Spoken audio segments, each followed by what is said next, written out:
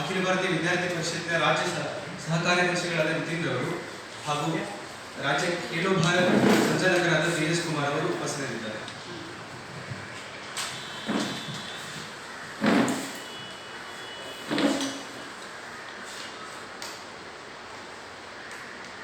ಎಲ್ಲ ಮಾಧ್ಯಮಗಳಿಗೂ ಸ್ವಾಗತ. ಇಂದು ಶೈಕ್ಷಣಿಕ ವಿದ್ಯಾರ್ಥಿಗಳಿಗೆ ಯಾವ ಶೈಕ್ಷಣಿಕ ಸಮಸ್ಯೆಗಳು ಪ್ರತಿದಿನ ಉಲ್ಬಣ ಆಗ್ತಿದೆ ಆ ಸಂಬಂಧ ಕುರಿತು ಇವತ್ತು ಪ್ರೆಸ್ ಮೀಟ್ ಅನ್ನು ಹಮ್ಮಿಕೊಂಡಿದ್ದೇವೆ. ಮೊದಲನೇದಾಗಿ ಬಸ್ ಪಾಸ್ ಮತ್ತು ಬಸ್ ಸಮಸ್ಯೆಗಳ ಸರಿಪಡಿಸುವಲ್ಲಿ ಏನು ಕರ್ನಾಟಕ ಗ್ರಾಮೀಣ ಭಾಗದಲ್ಲಿ ಅತಿ ಹೆಚ್ಚು ಸಮಸ್ಯೆಗಳು ಇದು ಹೆಚ್ಚಾಗ್ತಾ ಇದೆ. ಸರಿಯಾದ ಸಮಯಕ್ಕೆ ಬಸ್ಗಳು ಬರ್ತಿಲ್ಲ, ಜೊತೆಗೆ ವಿದ್ಯಾರ್ಥಿಗಳಿಗೆ ಸರಿಯಾದ ಸಮಯಕ್ಕೆ ಶಾಲೆ ಅಥವಾ ಕಾಲೇಜುಗಳಿಗೆ ಹೋಗೋಕ್ಕಾಗ್ತಿಲ್ಲ. ಅದೇ ರೀತಿಯಾಗಿ ರಾಜ್ಯ ಸರ್ಕಾರ ಏನು ಸ್ತ್ರೀ ಶಕ್ತಿ ಯೋಜನೆ ಅಡಿಯಲ್ಲಿ ಹೆಣ್ಮಕ್ಳಿಗೆ ಅಥವಾ ಮಹಿಳೆಯರಿಗೆ ಫ್ರೀ ಬಸ್ಗಳನ್ನು ಬಿಡೋ ಮುಖಾಂತರ ಬಸ್ಸುಗಳ ಸಂಖ್ಯೆಯನ್ನು ಹೆಚ್ಚು ಮಾಡಿಲ್ಲ, ಜೊತೆಗೆ ಇರುವಂಥ ಬಸ್ಗಳ ಸಂಖ್ಯೆಯನ್ನು ಕಡಿಮೆ ಮಾಡಿದ್ದಾರೆ. ಅದರಿಂದ ಬಸ್ಸು ತುಂಬ ರಶ್ ಆಗ್ತಿದೆ ಮತ್ತು ವಿದ್ಯಾರ್ಥಿಗಳು ಎಷ್ಟು ಕಷ್ಟಪಟ್ಟು ಕಾಲೇಜ್ ಹೋಗ್ತಿದ್ದಾರೆ ಅಂದರೆ ಒಂದೇ ಕಾಲಲ್ಲಿ ನಿಂತ್ಕೊಂಡು ಬಸ್ಗಳಲ್ಲಿ ಅಥವಾ ತುಂಬ ಕಷ್ಟಪಟ್ಟು ಓವರ್ ಲೋಡೆಡ್ ಆಗಿ ಹೋಗ್ತಿದ್ದಾರೆ. ಅದೇ ರೀತಿಯಾಗಿ ಕ್ಲಾಸ್ಗಳ ಸಮಸ್ಯೆ ಆಗ್ತಿದೆ. ಏನು ಬಸ್ ಪಾಸ್ಗಳಿಂದ ಕ್ಲಾಸಸ್ಸಲ್ಲಿ ಕೂಡ ಸೈನ್ ಮಾಡ್ತಿಲ್ಲ ಕರೆಕ್ಟಾಗಿ.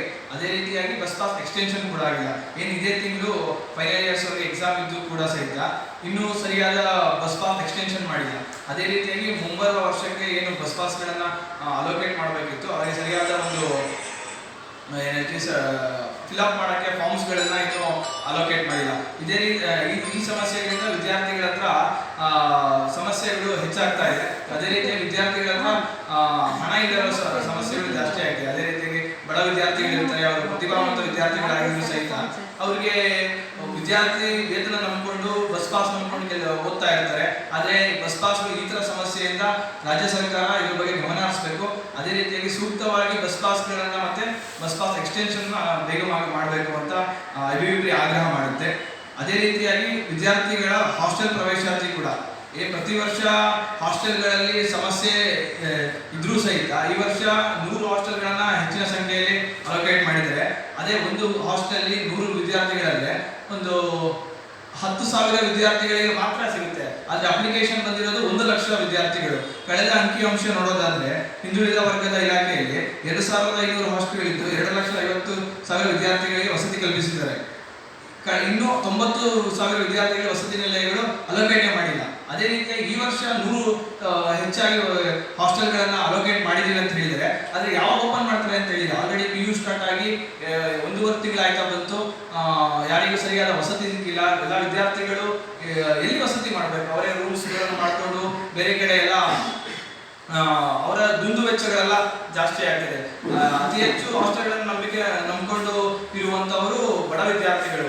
ಬಡ ವಿದ್ಯಾರ್ಥಿಗಳಿಗೆ ಇದೇ ಬಸ್ ಪಾಸ್ ಇಶ್ಯೂ ಇರ್ಬೋದು, ಹಾಸ್ಟೆಲ್ ಇಶ್ಯೂ ಇರ್ಬೋದು, ಎಲ್ಲ ಸಮಸ್ಯೆಗಳು ತುಂಬ ಕಠಿಣವಾಗಿದೆ ಅವರ ಸವಾಲಿಗೆ. ಸೊ ಅದೇ ರೀತಿಯಾಗಿ ರಾಜ್ಯ ಸರ್ಕಾರ ಕೂಡಲೇ ಈ ಥರ ಲಕ್ಷಾಂತರ ವಿದ್ಯಾರ್ಥಿಗಳಿದ್ದಾರೆ, ಅವರ ಸಮಸ್ಯೆಗಳನ್ನು ಪರಿಗಣಿಸಿ ಅತಿ ವೇಗವಾಗಿ ಸೂಕ್ತವಾದ ಒಂದು ಅವರಿಗೆ ಕ್ರಮಗಳು ಬೇಕು. ಅದೇ ರೀತಿಯಾಗಿ ಅವರಿಗೆ ಏನು ಹಣವನ್ನು ಜಮಾ ಮಾಡಬೇಕಿತ್ತು ಅದನ್ನು ಜಮಾ ಮಾಡಬೇಕು. ಅದೇ ರೀತಿಯಾಗಿ ರಾಜ್ಯ ವಿಶ್ವವಿದ್ಯಾಲಯಕ್ಕೆ ಏಕರೂಪ ವೇಳಾಪಟ್ಟಿಯನ್ನು ನಾವು ಕೂಡಲೇ ಆಗ್ರಹ ಮಾಡಿದ್ದು.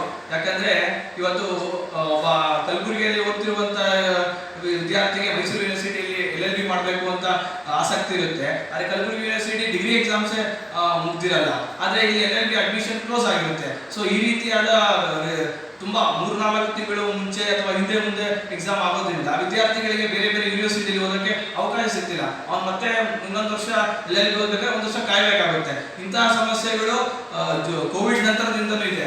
ಆದರೆ ನಾವು ರಾಜ್ಯ ಸರ್ಕಾರಕ್ಕೆ ಅಥವಾ ರಾಜ್ಯ ವಿಶ್ವವಿದ್ಯಾಲಯಕ್ಕೆ ಏಕರೂಪ ವೇಳಾಪಟ್ಟಿಯನ್ನು ಅತ್ಯಂತ ವೇಗವಾಗಿ ತರಬೇಕು. ಅದ್ರ ಜೊತೆಗೆ ಏನು ಲೋಪದೋಷಗಳಿದೆ ಸರಿ ಮಾಡಿಕೊಂಡು ತರಬೇಕಂತ ಆಗ್ರಹ ಮಾಡ್ತೀವಿ. ಅದೇ ರೀತಿಯಾಗಿ ಯಾವ ವಿಶ್ವವಿದ್ಯಾಲಯಕ್ಕೆ ಸೌಲಭ್ಯಗಳಿದೆಯೋ ಅದನ್ನು ಸೂಕ್ತವಾಗಿ ನಿವಾರಿಸಿ, ಜೊತೆಗೆ ವಿದ್ಯಾರ್ಥಿಗಳಿಗೆ ಅನುಕೂಲವಾಗುವ ರೀತಿಯಲ್ಲಿ ಸರ್ಕಾರ ವಿಶ್ವವಿದ್ಯಾಲಯಗಳಿಗೆ ನಿರ್ದೇಶನವನ್ನು ನೀಡುವಂತೆ ಅಖಿಲ ಭಾರತೀಯ ವಿದ್ಯಾರ್ಥಿ ಪರಿಷತ್ ಆಗ್ರಹಿಸುತ್ತದೆ.